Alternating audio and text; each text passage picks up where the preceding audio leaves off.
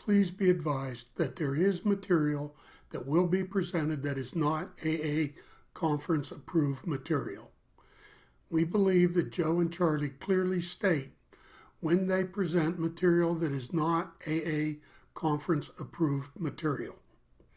The presentation has been color-coded to better assist you as to the origin of the information.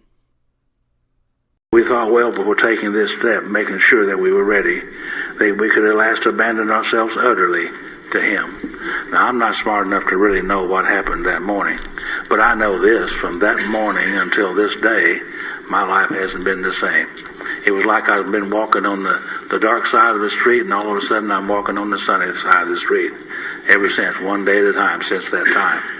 I went to Phyllis a few days later, my wife, ex-wife at the time, and to talk to her about some things.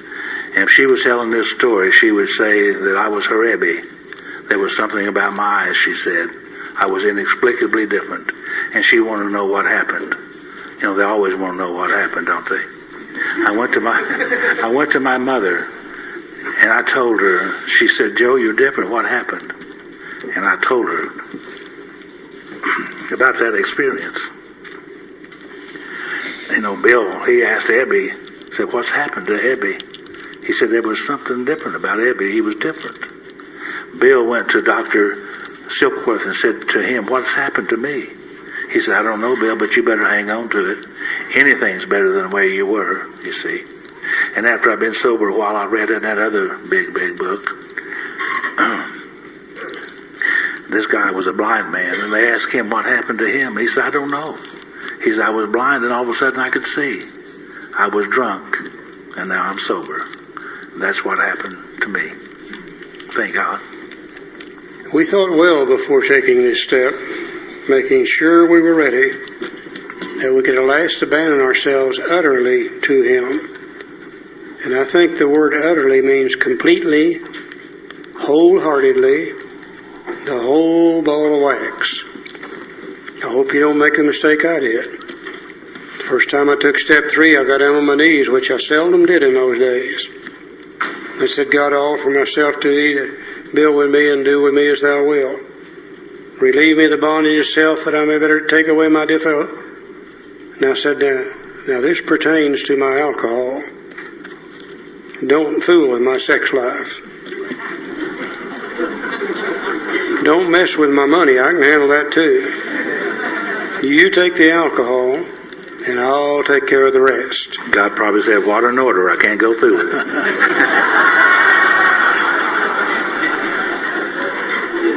Today I realize the fallacy in that kind of thinking is God don't want my alcohol. Hell, God probably doesn't even drink. What He wants is me. And He wants all of me, good and bad. Just think, if He could direct my thinking in my sex life, well, my sex life might become better. If He could direct my thinking regarding my money, my economic life might become better too. If He could direct my thinking in all areas, then surely I would become better in all areas too. We found it very desirable to take this spiritual step with an understanding person, such as our wife, best friend, or spiritual advisor. And today we say with our sponsors. Remember, the first guy that got this book up here in Canada, he didn't have a sponsor. But now we got plenty of good sponsors in AA. And it's long been known that prayer, taken in the company of another human being, has more depth and more meaning than prayer taken alone. You see, we are tridimensional creatures. We're supposed to live with the Spirit, which is God. We're supposed to live with ourselves, and we're supposed to live with our fellow man. And this is the first step in trying to put us back together as we're supposed to be. Now, I'm going to ask you to do a favor for me. Don't have to do it if you don't want to, but I'm going to ask it as a favor. I'm going to ask each one of you to reach out and hold hands with the person next to you. And I'm going to read this prayer. And as I read it, I'm going to ask you to repeat it after me. Everybody ready? Okay, God, I offer myself to Thee. God, I offer myself to Thee. To build with me and do with me as Thou wilt. To build with me and do with me as I will. Relieve me of the bondage of self. Relieve me of the bondage of self. That I may better do Thy will. That I may better do Thy will. Take away my difficulties. Take away my difficulties. That victory over them may bear witness. That victory over them may bear witness. To those I would help of Thy power. To those that I would help of Thy power. Thy love. Thy love. And Thy way of life. May I do Thy will always. May I do Thy will always. Amen. Amen. Thank you. You'll never have to worry about taking step 3 if you haven't taken it before. You just now took it. Let's go to page 63. We've now finished up with our step 3. We've made our decision and we've uttered the prayer. At the bottom of page 63 it says, next, we launched out on a course of vigorous action. The first step of which is a personal house cleaning, which many of us had never attempted. Though our decision, referring to step 3, was a vital and crucial step, it could have little permanent effect unless at once followed by a strenuous effort to face and be rid of the things in ourselves which had been blocking us. Our liquor was but a symptom, so we had to get down to causes and conditions. Therefore, we started upon a personal inventory. Now, there's always been a lot of difficulty in doing step 4, the way the big book says to do it, and not understanding how to do it. Many of us read over in the step 5 portion something about all your life story, sharing it with another human being and God. And we said, well, that must have been what they wanted us to do then in step 4, is write our life story and then share it with another human being and God. And that's what I did in the beginning. It probably wasn't very important to other people, but it must have been important to me. Because my life story had about 92 pages in it. And I took it to another poor, suffering alcoholic and asked him to read it. And he read it and he said, it's not very pretty, is it? And I said, no, it isn't. And he threw it in the waste paper basket. And he said, you'll never have to be that way again. And I didn't learn anything from the writing of my life story that would contribute to my alcoholism. The fact that I was born in 1929, I don't think it had a thing to do with my alcoholism. It might have had something to do with somebody else's alcoholism, but not mine. The fact that I graduated from high school age 17, went directly into the service, I don't think that had anything to do with my alcoholism. The fact that I was married at age 21, I don't think that had anything to do with my alcoholism. And as I would look at my life story today, 95% of it really has nothing to do with my alcoholism. But it very effectively covered up the 5% that did. And I learned nothing to contribute to my alcoholism from my life story. So in our confusion, searching for a way to do it, somebody in Minneapolis, Minnesota wrote a 4-step inventory guide. And we took that and we combined it with the big book, and we got more confused yet. Somebody in Dallas, Texas wrote a 4-step inventory guide. And we took that guide, combined it with the Minneapolis guide, combined it with the big book, and got more confused yet. I have no idea how many inventory guides are floating around. We saw one that had 21 pages in it. And I'll guarantee you, if you wasn't crazy as hell before you took it, you would be after you took it. It was one of those. And all the time the instructions have been here in the big book. But they are so short and so simple that we alcoholics with our keen intellectual alcoholic minds have overlooked the simplicity of them. Looking for something more difficult, we didn't really see the simplification of step 4 out of the big book itself.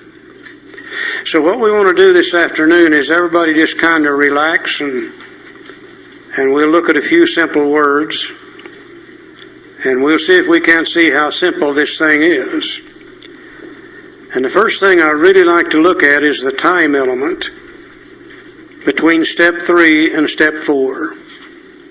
And people ask, well, how long should I wait to do step 4 after having done step 3?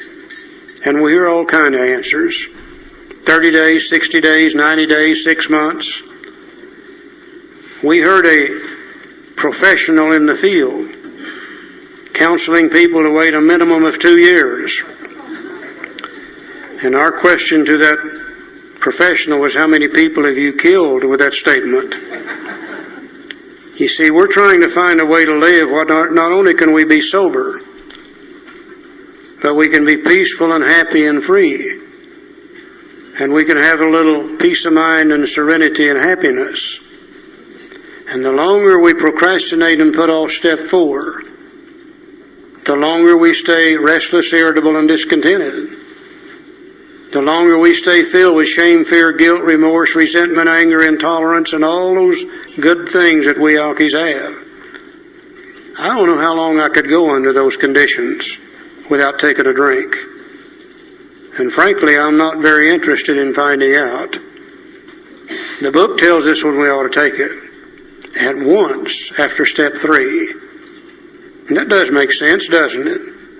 4 is always followed immediately after 3, as far as I can tell. So our advice to any newcomer is, don't procrastinate on it. Do step 3 and then immediately start looking at step 4. That's what the book tells us to do. Now, to really understand the simplicity of this thing, we got to remember 2 things about Bill Wilson. Number 1, he loves to compare things using examples of something we already know about in order to teach us something new. We saw him do it with a great ocean liner the moment after rescue from shipwreck. Also, he did not want to repeat himself using the same words. When he repeated himself, he always found a different word that meant the same thing. So keeping those 2 little ideas in mind, let's see if we can't see how simple this thing really is. And let's see if we can't see how there's nothing to be afraid of here at all. We are not going to make a list of dirty, filthy, nasty items. We're just going to look in our minds and find those things that block us off from God and try to do something about their removal so God can begin to direct our thinking. And in that first paragraph, he said, therefore we started upon a personal inventory. This was step 4. And by the way, inventory is defined as a written list of items. No such thing as a mental inventory. Now immediately he jumps into business. He assumes we know something about business. And he says a business which takes no regular inventory usually goes broke. And I think most of us would probably agree with that. Because if you had a business, and I don't care what it is, selling ladies' purses, men's watches, bicycles, or whatever, if you didn't inventory once in a while, you wouldn't know what's been stolen out of your store you didn't get paid for.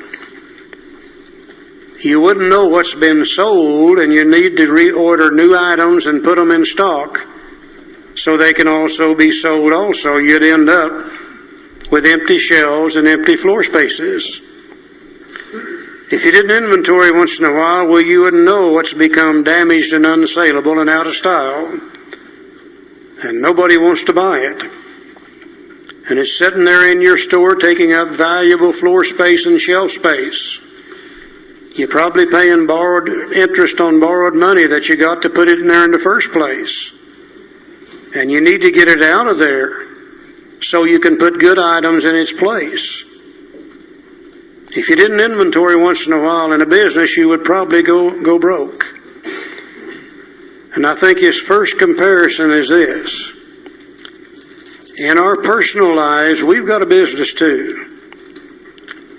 And it's the business of finding a way to live where we can be sober and peaceful and happy and free. And if we don't inventory in our personal business, then we're probably going to go broke too. And going broke for us is just simply going back to drinking.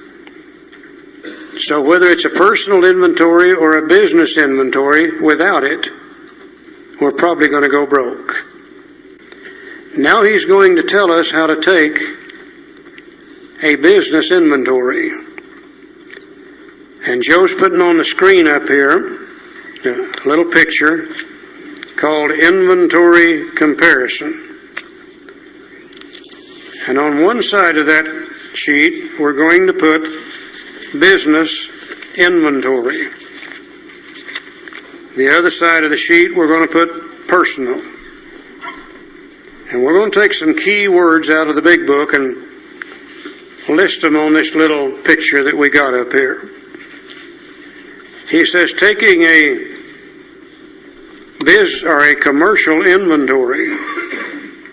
Now, Dad burned him, he could have said business again, but he don't want to use it twice, so he'll call it commercial this time.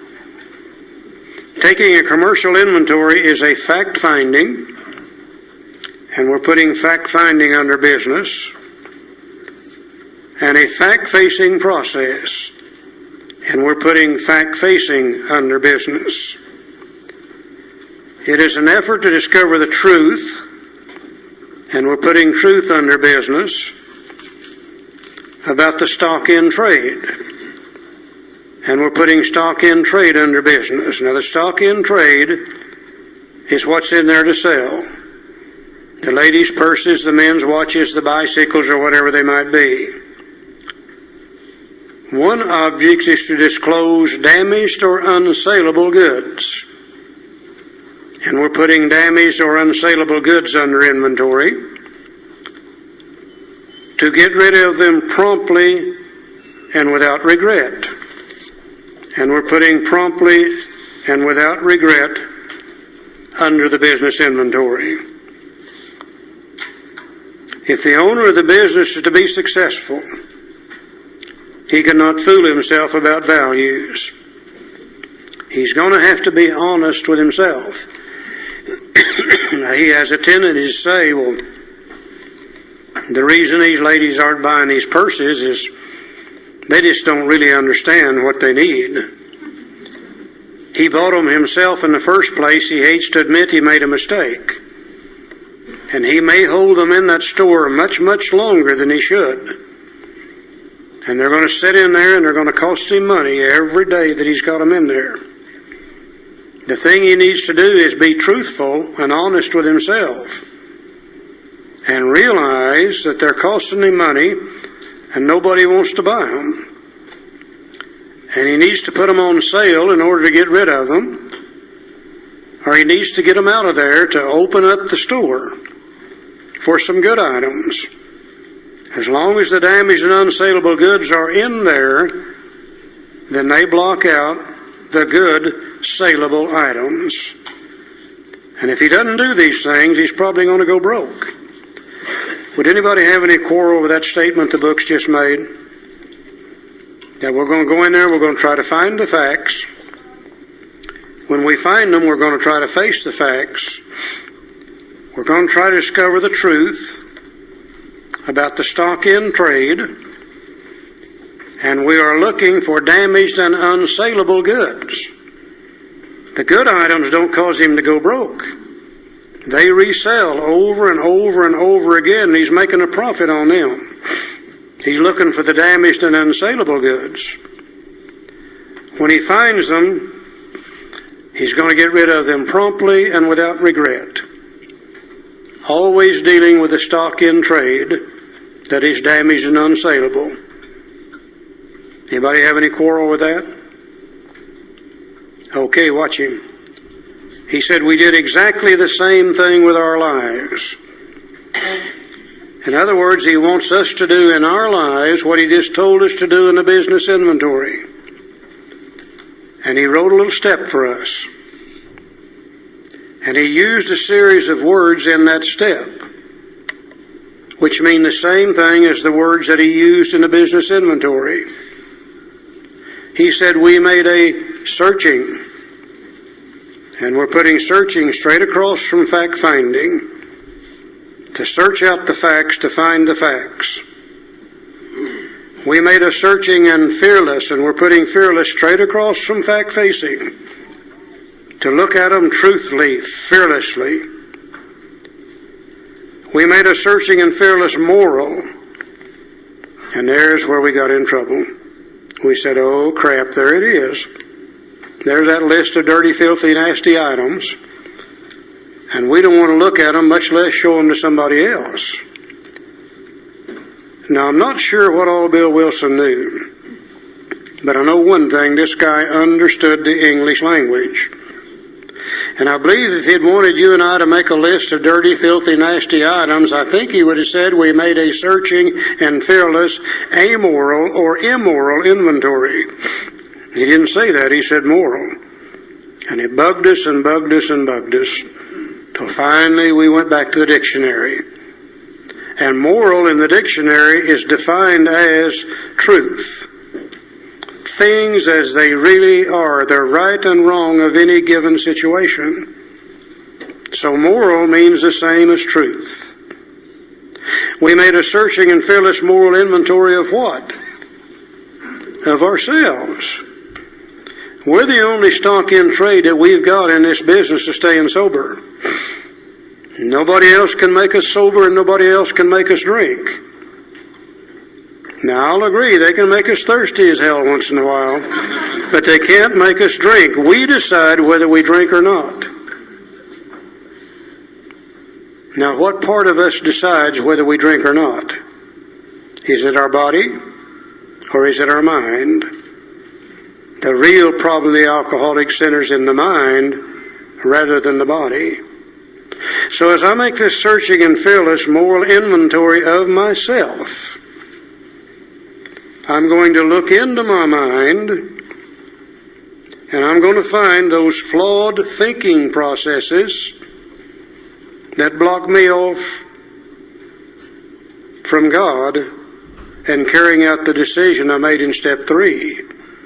I'm going to define those damaged and unsaleable goods in my head that blocks me off from carrying out my decision. And when I find them, I'm going to get rid of them promptly and without regret. And we've already looked at those flawed thinking processes. The common manifestations of a selfish, self-centered human being. Number 1 is resentments. Number 2 is fear. Number 3 are the harms I've done to other people. Those are the things that block God out of my mind and keep God from directing my thinking. Now, I like to look at my head up here as a little bitty store. Not very much. A little quick trip or a little get and go, or I saw one the other day that said, come and get it. And whatever it was, I didn't look to see. But I look in my store up here. And over here on this side of my store, I have some display cases, and they're filled with resentments. Damn him, damn her, and by God I'll show them, and they're not going to treat me that way, and blah-de-blah-de-blah, blah, blah, blah, blah, blah, blah, blah, blah. Those displays are already full. God can't get in there.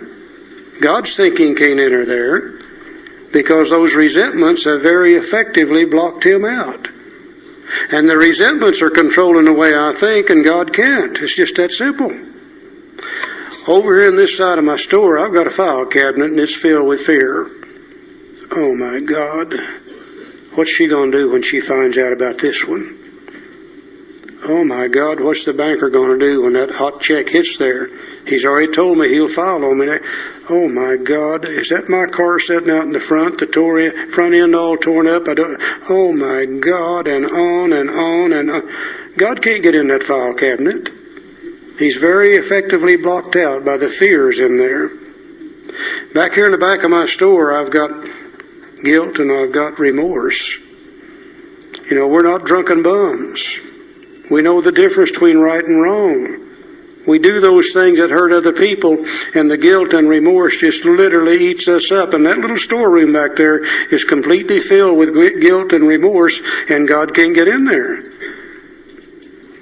The resentments, the fears, the guilt and remorse, they direct my thinking, and God can't.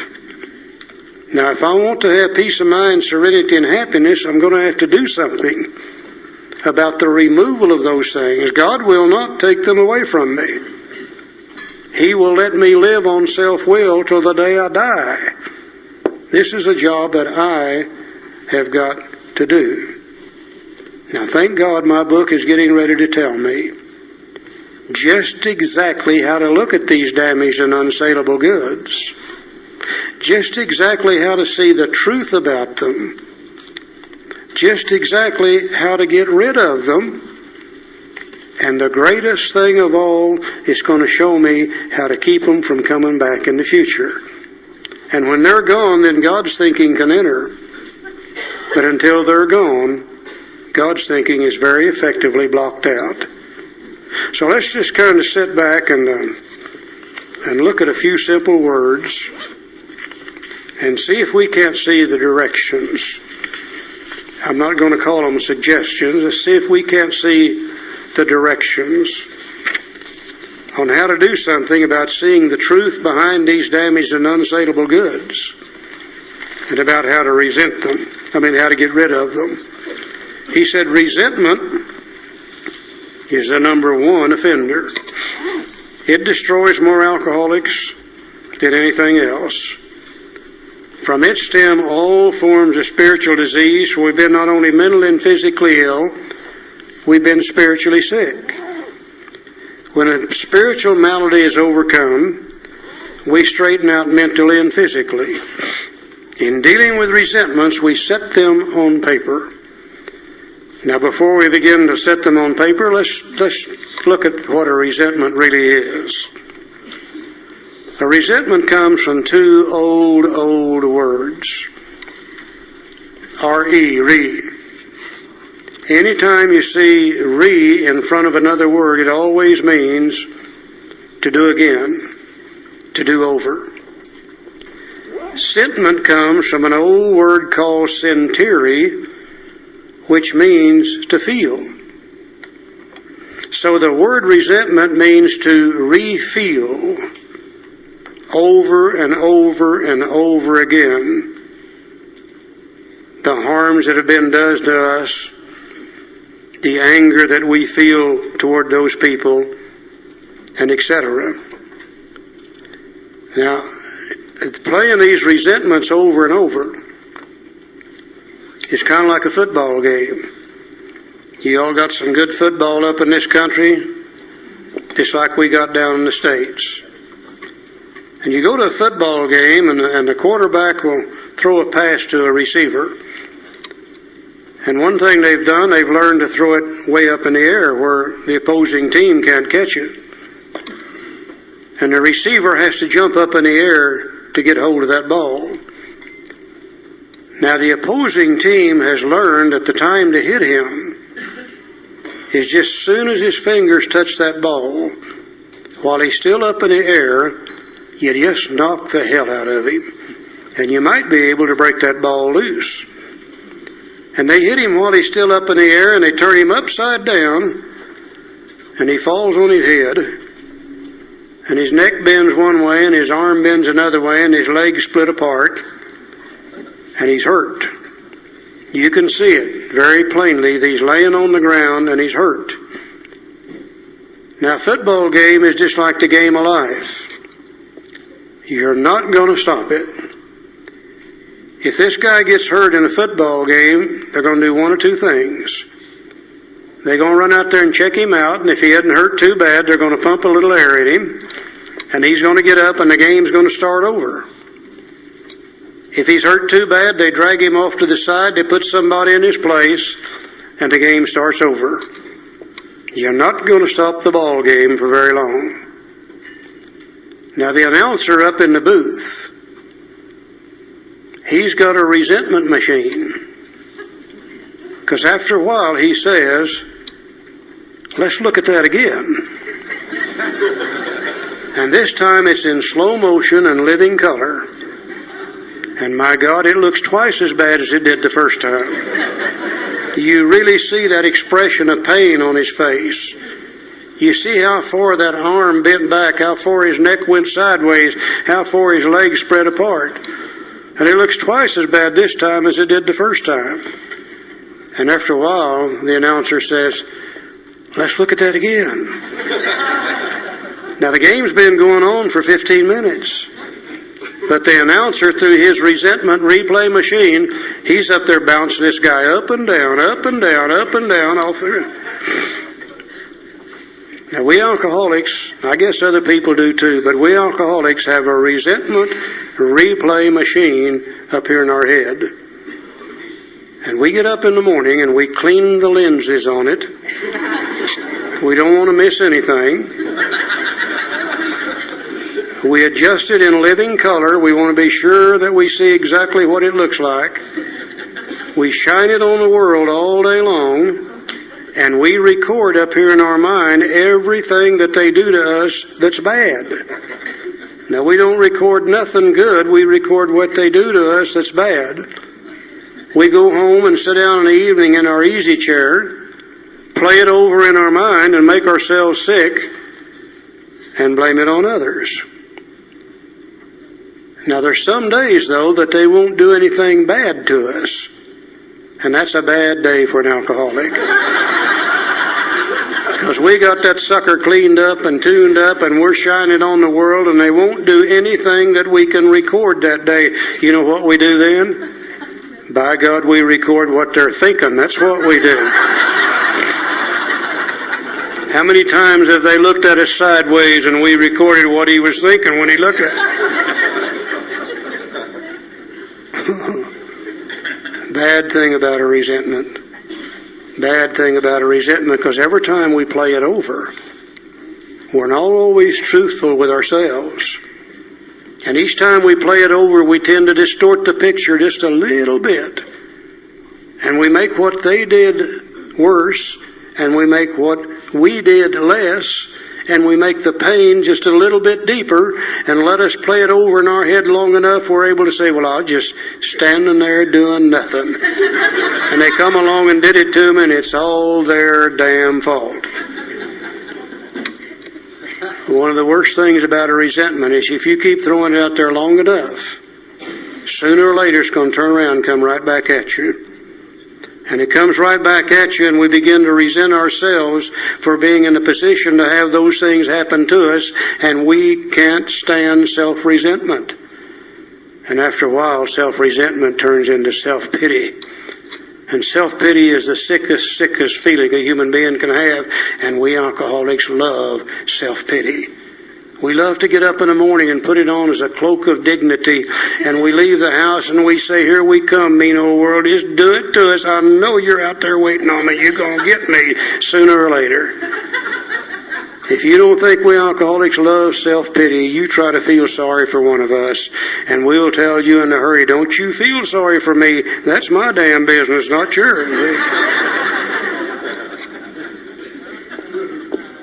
Is there any way that God can enter a mind that is filled with that kind of crap? Absolutely no way. He's very effectively blocked out of our mind. So if we want God to direct our thinking, If we want the good items to fill in our display cases, then we're going to have to do something about getting rid of those resentments so God's thinking can come in and take their place. And it's just that simple. He said in dealing with resentments, we set them on paper. Now, the example for doing the resentment thing is on page 65. And one of our problems has always been we didn't see the instructions necessary to follow to fill out page 65. So what we've done for you today is we've given you a sheet of paper called a review of resentments, and it's got 5 columns on it. If you could fold under the last 2 columns, it'd be great. If you can't, you can cover them up.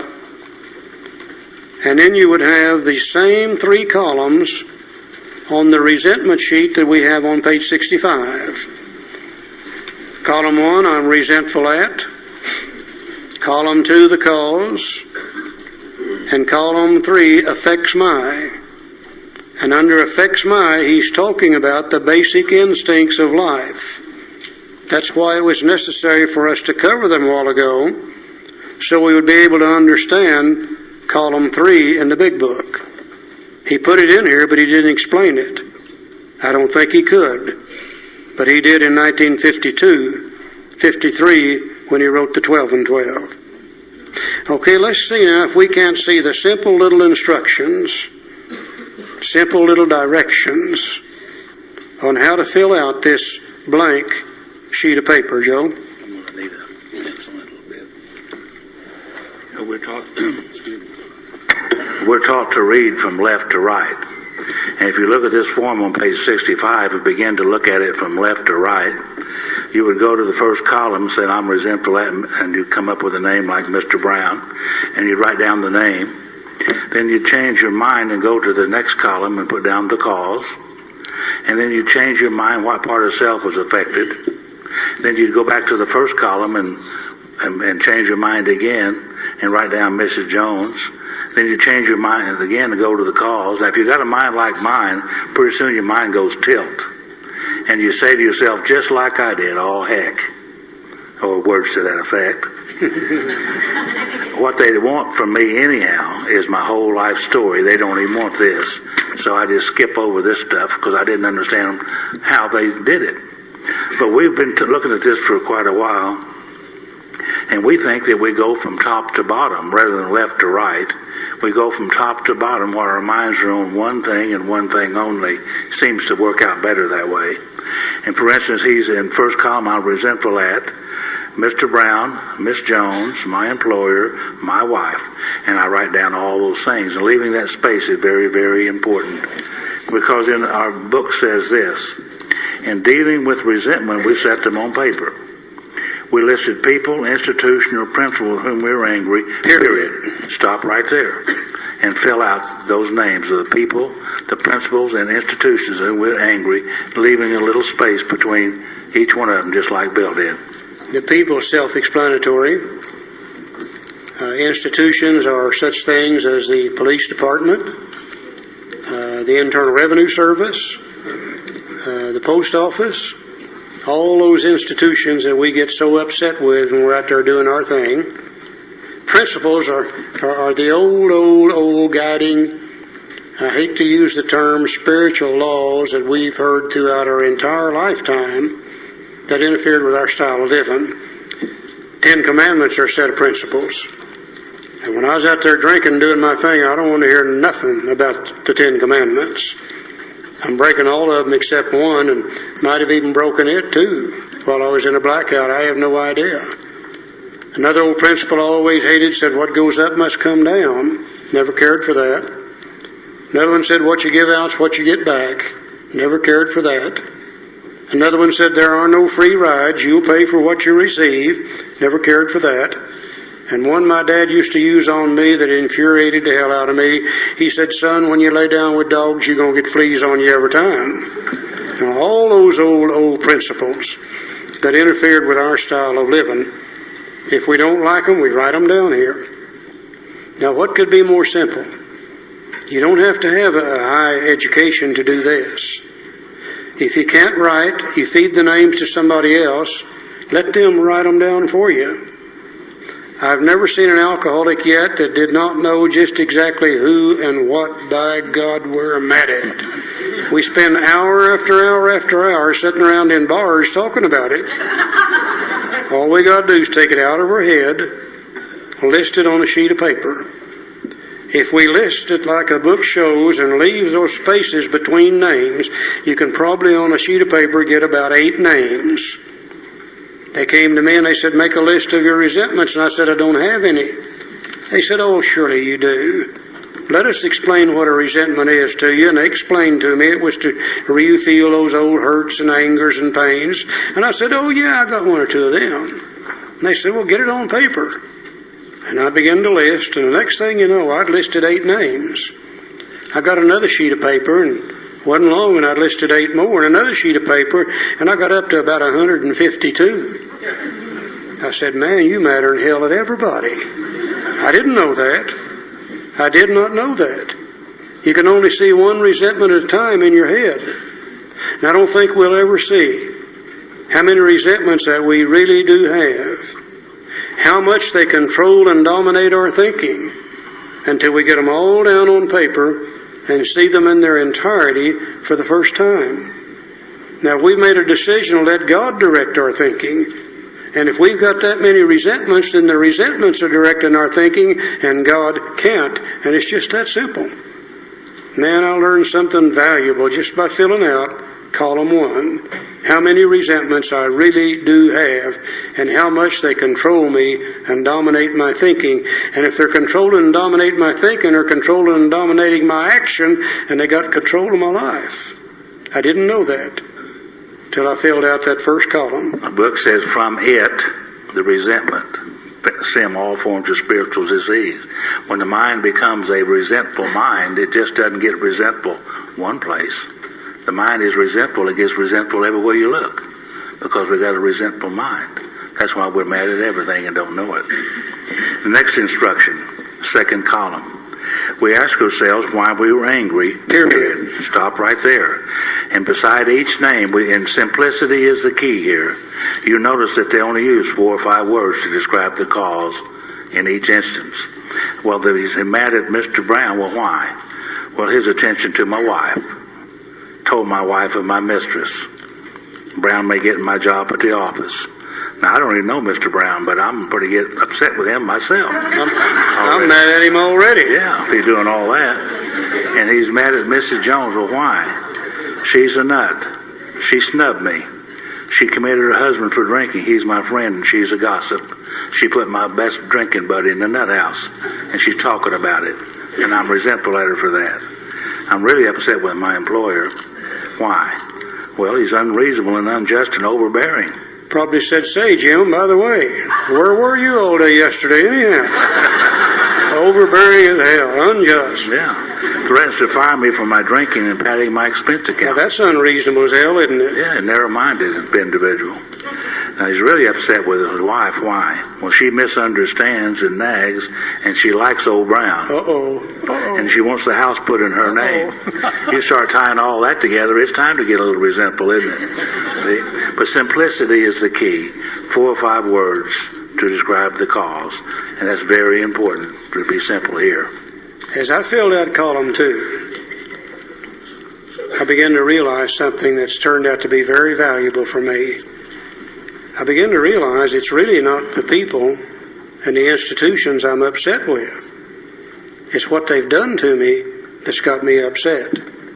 You know, I could take Mr. Brown out of here and put Mr. Green in. I'd be just as upset with Green if he does the same thing. I could take Miss Jones out of here and put Miss Smith in. I'd be just as upset with her if she does the same thing. I could take my wife out of here and put my mistress in here. I'd be just as upset with her if she does the same thing. I begin to see it's really not the people that's got me upset. It's what they've done to me that's got me upset. Now, the reason that's so valuable for me to recognize is I'm getting ready now to start out on a lifetime changing process. And I'm going to try to develop the best possible relations that I can have with the world and everybody in it for maximum peace of mind. And somewhere in that process, I'm going to be asking people to forgive me for what I've done to them. But at the same time, I'm going to have to start forgiving people for what they've done to me. And that forgiveness can start right here in the second column by the recognition it's not them, it's what they've done. That gets the names, start getting those names out of the way, and I'm concentrating more on what they've done rather than who they are. Very valuable information. Now let's look at the third column. What part of self was affected? That's why we went through the basic instincts of life, to give us a little working knowledge of some of these words so we could fill out this column. In most cases, it was found that our self-esteem, our pocketbooks, our ambitions, our personal relationships, including sex, were hurt or threatened, so we were sore, we were burned up. On our grudge list, we set opposite each name our injuries. Was it our self-esteem, our security, our ambitions, our personal sex relations which have been interfered with? We were usually as definite as this example. I can't get upset with you unless you've done something to threaten one of my basic instincts of life. If you threaten my social instinct in any way, personal relationships, self-esteem, prestige, ambitions, you're going to upset me. If you threaten my security in any way, either material or emotional, you're going to upset me. If you threaten my sex life in any way, either that's acceptable to society in my home with my spouse, or that I've got hidden I don't want anybody to know about, if you threaten it in any way, you're going to upset me. So if I'm upset with you, there has to be a threat to at least one of these basic instincts of life. Let's look at the example. He's mad at Mr. Brown because of his attention to my wife. Well, what's threatened there? Well, first is sex relations. You know, if his wife gets to fooling around with old Brown and finds out Brown's better than he is, she might cut him off at home. It's also a threat to my self-esteem. Fear, my God, what are people going to think about me if my wife gets to fooling around with old Brown? Also mad at him because he told my wife and my mistress. Now, boy, that's a threat to sex relations. Because when the wife found out about the mistress, she cuts us off at home. And then she goes over there and beats the hell out of the mistress, and we get cut off over there too. No sex relations left at all. It's also a threat to my self-esteem. You know, here I am going to work every day, paying my taxes like a citizen should, providing for my wife and children like a husband ought to. I'm taking the Boy Scouts out on Saturday afternoons. I'm teaching Sunday school on Sunday morning. And all of a sudden, this little story about me and my wife and Brown and my mistress has now become neighborhood gossip. Oh my God, what are they going to think about me now? Now, if you don't think that's a threat to sex relations, you call a guy down in the States called Jimmy Baker. You call another one called Jimmy Swaggart. You call another one named Bill C. And they'll tell you in a hurry how this is a threat to your self-esteem and how it is associated with fear also. He's mad at Miss Brown. She's a nut. She snubbed me. Committed her husband for drinking. That's a threat to my personal relationships. You know, putting my own best buddy in an insane asylum. That's what she did. He's mad at the employer. He's unreasonable and unjust. It's a threat to my self-esteem. It's a threat to my security. You know, you can't get upset unless one of these basic instincts of life have been threatened. And I think what will happen to you as you fill out the third column, you're probably going to see a combination of all three of these things: social, security, and also the sex thing. But most people are going to be able to see one of these things are going to really predominate. Maybe I'm going to see myself writing in self-esteem, self-esteem, self-esteem, self-esteem. I begin to realize one of my real problems is with self-esteem. Maybe I begin to write in there that it's my sex instinct over and over and over and over, and I begin to see where the sex thing is a real problem.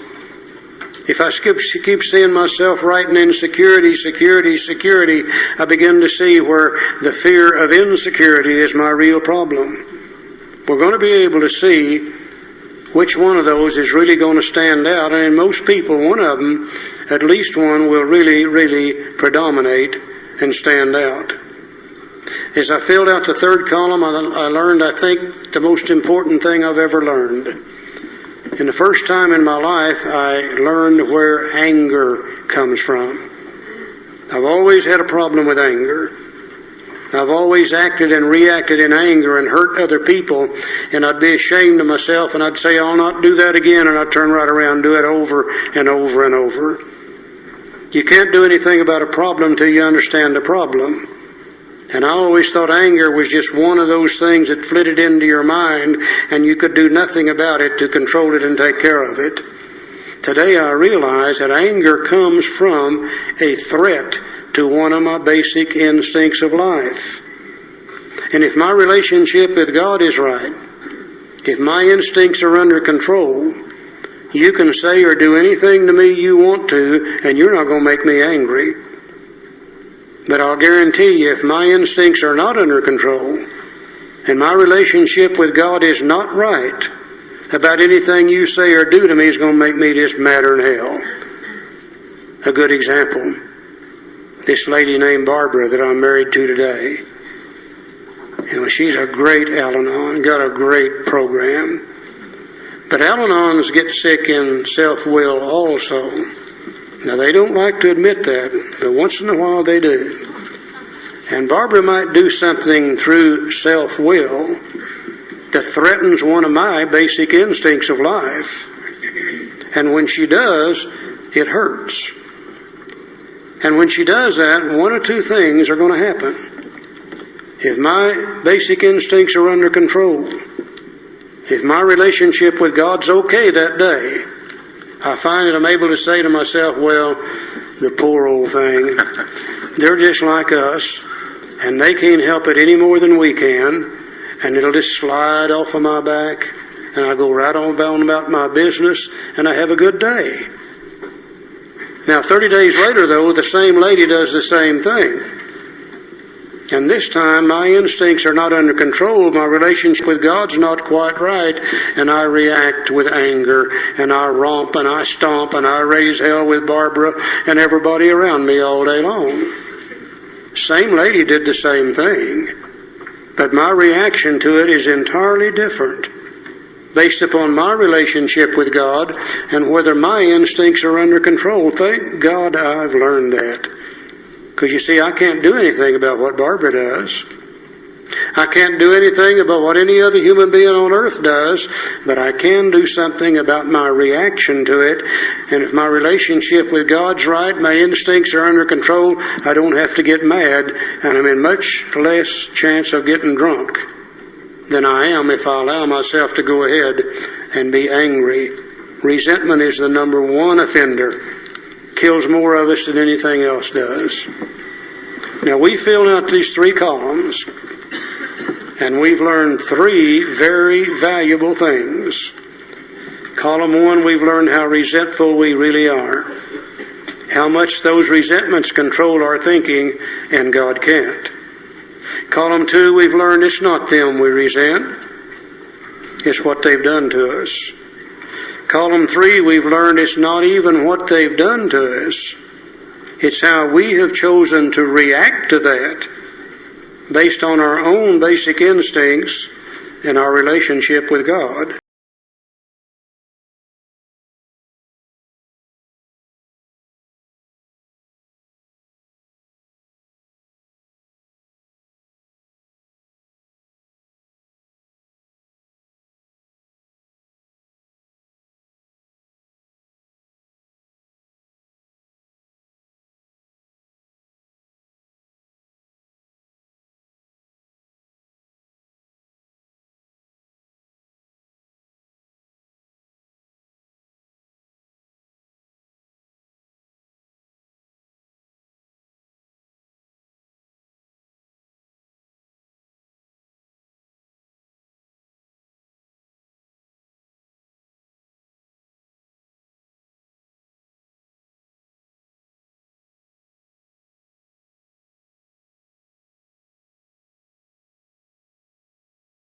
On my list, the first name on my list was this